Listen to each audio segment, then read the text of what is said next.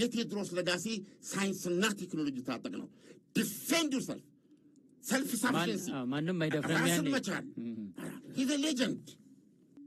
የቴዎድሮስ ውርስ ምንድነው ሌጋሲ ጋፋት ነው ቴክኖሎጂው ታዲያስ በረት እየተቆለመመ እየተነፋ እንትን እያለኩ ነው ብሎን እየተሰራ ብሎን እየጠበቀ ያ መድፍ የተሰራው ማለት ነው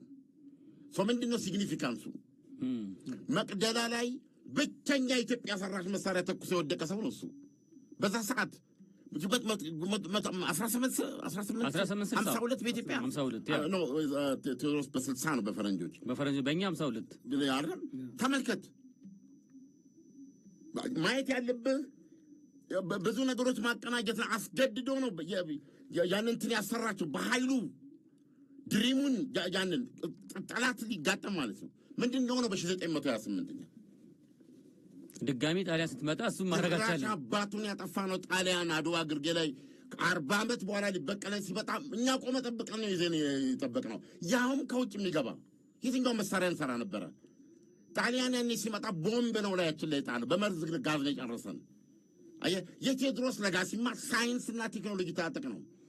ቡኪሽ መሆን አይደለም በየምንገባበት ትምህርት ቤት ይሄን አንብበ ከዛ ስራ አስኪያጅ ነው ኢትስ ኖት ሳይንስና ቴክኖሎጂ መታየት ነው ይሄ ለኢትዮጵያ እንትን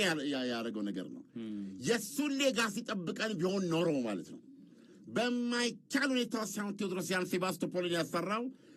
በማይታሰብ ሁኔታ ውስጥ ነው በማይታሰብ ሁኔታ ውስጥ ነው ሀገር አስተባብሮ አንዳንድ ማስተዋቂያ ነበራቸው የድራማው ሲያስተዋውቁ 40,000 ጎበዝ አስጠርቶ ከደብረ ታቦር እስከ መቅደላ አስጎትቶ ነው ሄደው ጁሲ ስለዚህ ይሄንን ያደረገው እንጆድ ያደረገው ጀግንነት አንሶት አይደለም ጥበብ አንሶት አይደለም የውጊያ አርት ጠፍቶት አይደለም እንግሊዞች የመጡት ይዘውት የመጡት መድፍ ብዙ ነው የተሞናሞነ መሳሪያ በዚሁን ጀርባ ጭኖ መጣል ቴክኖሎጂን ያሸነፈው እንጂ ተምኔት አይደለም ያሸነፈው ቴዎድሮስ ወኛ አይደለም ያሸነፈው ቴዎድሮስ ወታደራዊ ክህሎት አይደለም ያሸነፈው ቴዎድሮስ ከስንት ዓመት በኋላ በ1928 ንጉስ እኮ ወሎ ሄደው ነበር እኮ ሊዋጉ ምን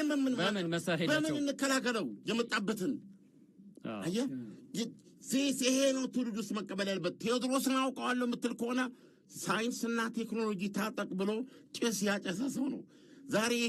እሱን ውርስ ያዝነው ብለው ይሄን ለሚሰማኝ ወጣት ትውልድ አየ አገርን መውደድ አገርን ማፍቀር ብቻውን በቂ አይደለም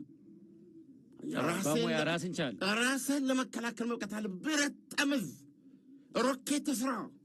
ኢራኖች አድርገውታል በኔ እድሜ ኢራኖች አንዲት እስከድ ሚሳኤል ነበረቻቸው ከማንች ከዚህ